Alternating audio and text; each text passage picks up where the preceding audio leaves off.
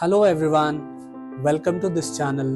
సుదీర్ఘకాలం తర్వాత ఇటీవల దళిత గిరిజన కులాలలో రిజర్వేషన్ల వర్గీకరణకు అనుకూలంగా సుప్రీంకోర్టు ఇచ్చిన తీర్పును కులాలకు అతీతంగా అందరూ స్వాగతించాల్సిన అవసరం ఉంది. తెలంగాణ రాష్ట్ర ప్రభుత్వం తరఫున నేను స్పష్టమైన ప్రకటన చేస్తున్నా, దేశంలోనే అందరికంటే ముందు బాగానే నిలబడి తెలంగాణ రాష్ట్ర ప్రభుత్వం ఏబిసిడి వర్గీకరణ అమలు చేసే బాధ్యత మా మిత్రులు, మా మంత్రివర్గ సహచరులు మేమందరం తీసుకుంటాం.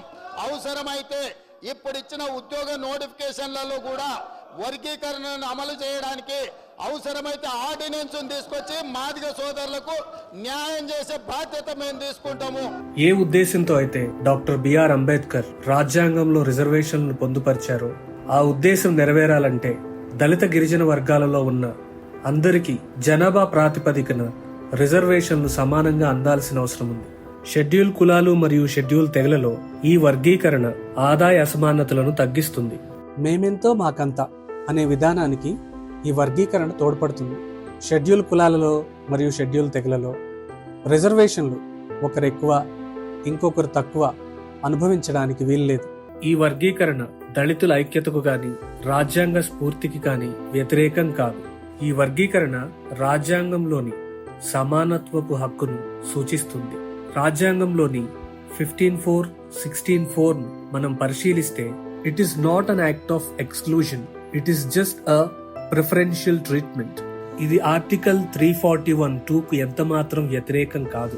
ఇప్పుడు సుప్రీంకోర్టు ఇచ్చిన ఈ తీర్పును మనం పరిశీలించి దీన్ని అమలు చేస్తే దళిత మరియు గిరిజన వర్గాలలో అత్యంత వెనుకబడిన వారికి న్యాయం చేయడానికి ఈ తీర్పు దోహదం చేస్తుంది. కులం ఆధారంగా, సామాజిక మరియు ఆర్థిక వెనుకబాటుతనం ఆధారంగా రాజ్యాంగంలో పొందుపరిచిన రిజర్వేషన్లు జనాభా ప్రాతిపదికన అందరికీ సమానంగా అందించడమే దళిత గిరిజన వర్గాలలో సుప్రీంకోర్టు ఈ తీర్పునివ్వడానికి గల మూల ఉద్దేశం.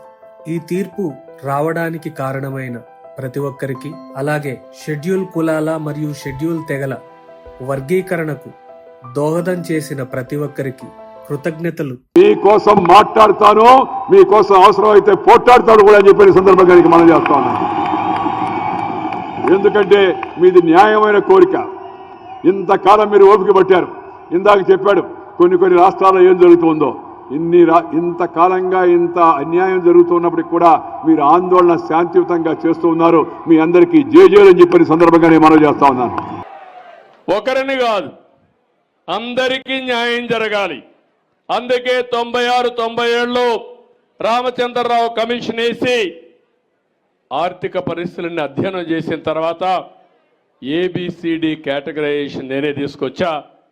తర్వాత అది డిఫరెంట్ కోర్ట్స్లో ఛాలెంజ్ అయ్యి ఇప్పటి వరకు అనేక విధాలుగా ముందుకు పోయి ఈరోజు దాన్ని 7 జడ్జెస్ బెంచి ధృవీకరించారు. ముఖ్యంగా తాను అనుభవించిన పేదరికం, ఆర్థిక సామాజిక అణిచివేత, అంటరానితనం తన జాతి అనుభవించకూడదని గత 3 దశాబ్దాలుగా ఈ ఉద్యమాన్ని ముందుండి నడిపించి ఈ దేశంలో ఎన్నో సామాజిక ఉద్యమాలకు, పోరాటాలకు స్ఫూర్తిగా నిలిచిన మందకృష్ణన్న గారికి ఈ జాతి ఎల్లకాలం రుణపడి ఉంటుంది. और मेरा छोटा भाई कृष्णा 30 साल से वन लाइफ वन मिशन आपके हकों के लिए लड़ाई लड़ रहा है. कृष्णा, आपको बहुत साथी मिले लड़ने के लिए. आज एक साथी और जोड़ दो. ఈ వర్గీకరణ గురించి వ్యతిరేకంగా మాట్లాడేవారు ఈ వర్గీకరణ మూల ఉద్దేశం ఏంటి, అసలు రిజర్వేషన్ల మూల ఉద్దేశం ఏంటి, అలాగే ఈ వర్గీకరణకు సంబంధించి వివిధ సమయాల్లో ఇచ్చినటువంటి సుప్రీంకోర్టు మరియు వివిధ రాష్ట్రాలలో ఇచ్చినటువంటి హైకోర్టు తీర్పులను మరియు వివిధ కమిషన్లు ఇచ్చినటువంటి రిపోర్ట్లను చదవాల్సిన అవసరం ఉంది.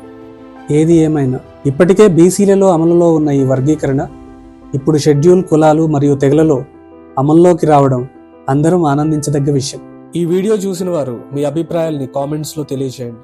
రాజ్యాంగంలోని 15(4) మరియు 16(4) మీద మీకున్నటువంటి అభిప్రాయాల్ని తెలియజేయండి. అలాగే ఈ వర్గీకరణ ఆర్టికల్ 341(2)కు ఎందుకు వ్యతిరేకం కాదో కూడా మీ అభిప్రాయాల్ని చెప్పండి. ఈ వీడియో నచ్చితే లైక్ చేయండి. అలాగే ఈ ఛానల్ని సబ్స్క్రైబ్ చేసుకోండి. ఈ వీడియోని మిగిలిన వారికి షేర్ చేయండి. Thank you. జై హింద్.